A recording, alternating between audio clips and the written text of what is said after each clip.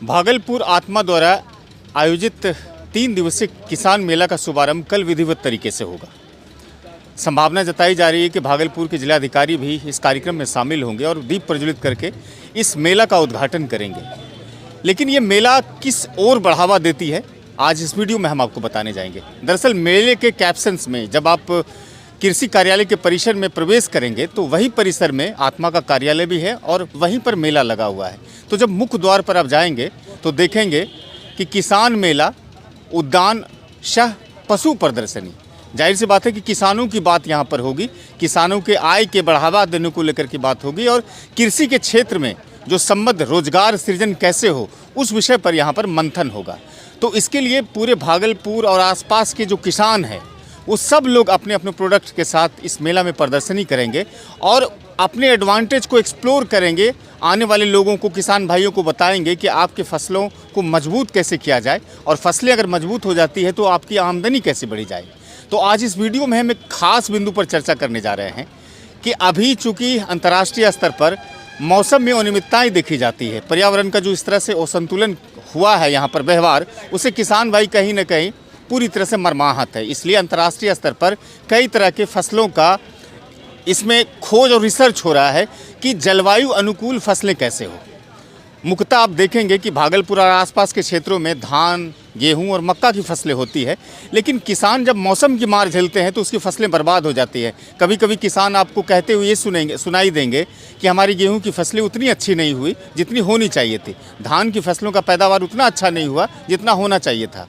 तो अब इसको सुदृढ़ कैसा किया जाए, कैसे किया जाए, यही किसान मेला जो आत्मा की तरफ से आयोजित है। एक देखिए यहाँ पर स्टॉल है, ये सज्जन है, दुकानदार हैं और इसके पास एक खास तरह का प्रोडक्ट है जो कि फसलों को मजबूत करता है। हम जुड़ते हैं इस वीडियो में और बताने की कोशिश करते हैं।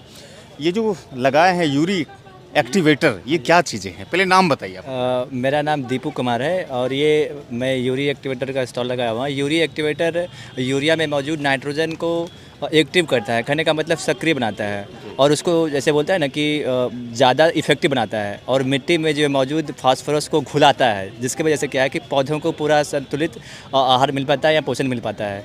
और यूरिया एक्टिवेटर का जो मेन काम रहता है ये है कि दाना को वज़नदार बनाना। जैसे अपने मकई हो, गेहूं हो या फिर धान का फसल हो जाए तो दाना को मजबूत बनाएगा। और जो है आपका जैसे कि मौसम ख़राब हो रहा है, जैसे गर्मी आ रही है तो गेहूं का मौसम, गेहूं का फसल है तो उसमें क्या होता है, गर्मी हो गया तो जो दाना होगा वो चिपटा हो जाएगा, हल्का हो जाएगा।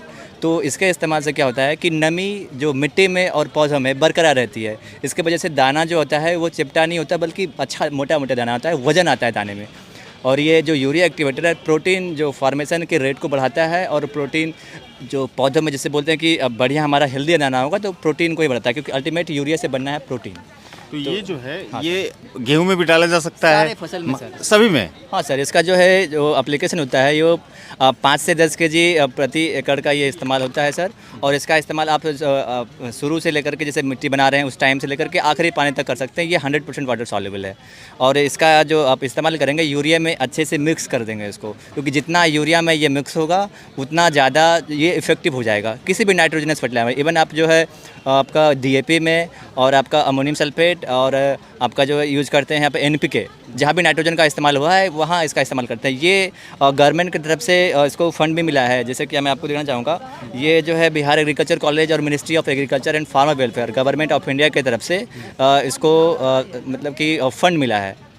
हाँ, और ये इसका जो काम है, हमने ये जो खाद आपको दिख रहा है ये सिर्फ एक्चुअली बहुत सारे जो कंपनियाँ दिखाते हैं। इसका कोई नुकसान भी हो सकता है? इसका कोई साइड इफेक्ट नहीं है। ये जो हमारे फार्मर ज़्यादातर देखिए आज किसान भाई कहीं ना कहीं परेशानी इस बात को लेकर के हैं कि सिर्फ रासायनिक तत्वों का ही छिड़काव होता है, जिससे कहीं ना कहीं फसलें भी नुकसान हो जाती है, लोगों को खान पान के लिए दिक्कत हो। इसका कोई स्वास्थ्य पर भी नुकसान पहुँच? नहीं सर, इसका कोई स्वास्थ्य पर कोई नुकसान नहीं है, क्योंकि ये सर ऑर्गेनिक है।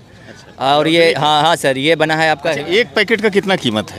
एक पैकेट का सर 120 रुपये कीमत है। इसमें कितना है? 1 केजी का पैकेट है बस। 1 केजी का है? हाँ सर। तो इसको कितने में घोल सकता है यूरिया जो खाद होता है? घोलना नहीं है सर, यूरिया जो आपका एक पैकेट जो है आपका जैसे 1 बीघे में डालना है तो 1 बीघे में ये 5 पैकेट यानी कि 5 केजी को आप जो है सीधा मिक्स कीजिए आप अच्छे से उसको मिला दीजिए। एक बोरा जो 40 किलो खाद का आता है, उसमें 5 केजी मिलाइए आप। यानी 4-5 पैकेट आना चाहिए। हाँ, और एक बीघे में ये 5 केजी लगेगा। अगर कोई बीघा बड़ा वाला है 87 डेसिमल वाला अगर बीघा है उसमें 10 केजी लगेगा, क्योंकि एरिया बढ़ जाता है। तो आपको अच्छा, धान में कब इसको मिलाया जाए और गेहूं में कब दिया जाए, फिर आलू में कब दिया जाए? सर देखिए, धान में आप जैसे अभी बना रहे हैं, जैसे खेत का पटवन कर रहे हैं, जैसे होता है ना कादा वगैरह पंक्ति बना रहे हैं, उसी टाइम इसका इस्तेमाल कीजिए। तो उसमें बेहतर क्या होगा कि जो भी नीचे घास जाता है, हमारे फार्मर ने कहा कि जो ऊपर नहीं आता वो तो घास वगैरह नहीं निकलता धान में। और गेहूं में जो इस्तेमाल कर रहे हैं तो पहला पानी से शुरू कीजिए इसका इस्तेमाल। अच्छा, संभावनाएं कितनी हैं? जैसे कि अगर इसके मिलावट से यूरिया में जब मिलाएंगे इसको, तो फसलों में संभावनाएं कितनी रहेगी पैदावार होने की? अगर बीघे पर हम बात करें, अगर धान की बात कर लें या गेहूं की बात कर लें तो?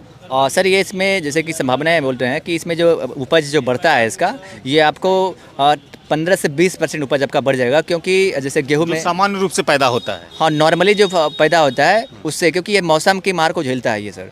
और मेन है क्या कि हम लोग ज़्यादातर यूरिया इस्तेमाल करते हैं, वो अगर हमारा सही रूप से काम करेगा तो हमारा इफेक्टिव हो जाएगा यूरिया। अच्छा, अभी ज़्यादातर देखते हैं मौसम का असंतुलन होता है, यानी कि गर्मी में ठंडी, ठंडी में गर्मी हो जाती है, तो फसलों पर भी कहीं ना कहीं उसका नुकसान होता है। हाँ सर। तो वैसे समय में ये अनुकूल है? हाँ सर, जैसे कि अभी जो है आज 2 दिन से पूरा धूप नहीं निकला, तो मकई का फसल है कि उसमें भोड़ा होगा। कहने का मतलब कि उसका दाना आधा नहीं होगा, आधा होगा आधा नहीं होगा। ये हमारे जो ज़्यादातर जीरा वाले फार्मर, ये जितने भी मकई वाले फार्मर है, उनका यही रहता है कि हमेशा अगर ऐसा मौसम रहा, धूप नहीं निकला, तो हमारा जो अभी के समय में फूटा होगा मकई का, उसमें भोड़ा आएगा। तो अगर आप यूरिया एक्टिवेटर का इस्तेमाल करते हैं तो जो उसमें दाना का जो भराव है वो भराव अच्छा होगा, भोड़ा नहीं होगा। अच्छा, ये पाउडर रहता है ना? हाँ, ये पाउडर फॉर्म में रहता है, इसको अच्छे से मिलाना रहता है यूरिया अगर में। मान के चलिए ये मेला तो 3 दिन के बाद खत्म हो जाएगा। हाँ सर। अगर किसान भाई खोजना चाहते, इसे लेना चाहते, कहाँ मिलेगा ये? ये किसान भाई अगर लेना चाहते हैं तो ये ऑनलाइन अवेलेबल है।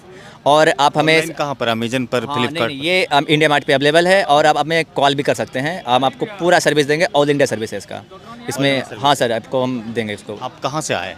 सर मैं कहलगांव से आया हूँ। कहलगांव से। Yes sir. ये आपका अपना प्रोडक्ट है? नहीं सर, ये कंपनी का है और हम कंपनी में अभी हम लोग, हाँ यस सर, कंपनी को रिप्रेजेंट कर रहे हैं, सेल्स में हम लोग हैं, सेल्स एग्जीक्यूटिव। अच्छा, शुक्रिया। ये जानकारी थी जो कि दे रहे थे किसान भाइयों के लिए, मुख्यतः कि आप अगर फसलों को लेकर के चिंतित हैं कि हमारा जो सामान्य उत्पादन होता है, जो पैदावार होता है, उसमें अगर वृद्धि करनी है, तो इस तरह के प्रोडक्ट आज मार्केट में उपलब्ध हैं, जिसका आप खरीदारी ऑनलाइन के माध्यम से कर सकते हैं। ये मेला पूरी तरह से कहीं ना कहीं किसान भाइयों के लिए एक फ़ायदेमंद का एक मौसम लेकर के आया है। अगर आप इस मेले में आते हैं तो न केवल इस प्रोडक्ट की जानकारी मिलेगी, यहाँ पर अनेकों स्टॉल लगे हुए हैं, उसकी भी जानकारी आपको मिलेगी। अगर ये वीडियो आपके लिए लाभदायक है, हितकारी है, तो अपनों में साझा कीजिए, हमारे चैनल पर जाइए, वहाँ सब्सक्राइब कर लीजिए। फेसबुक पर पेज है सिटीजन टाइम्स के, उसे फॉलो और लाइक करना मत भूलिए। धन्यवाद।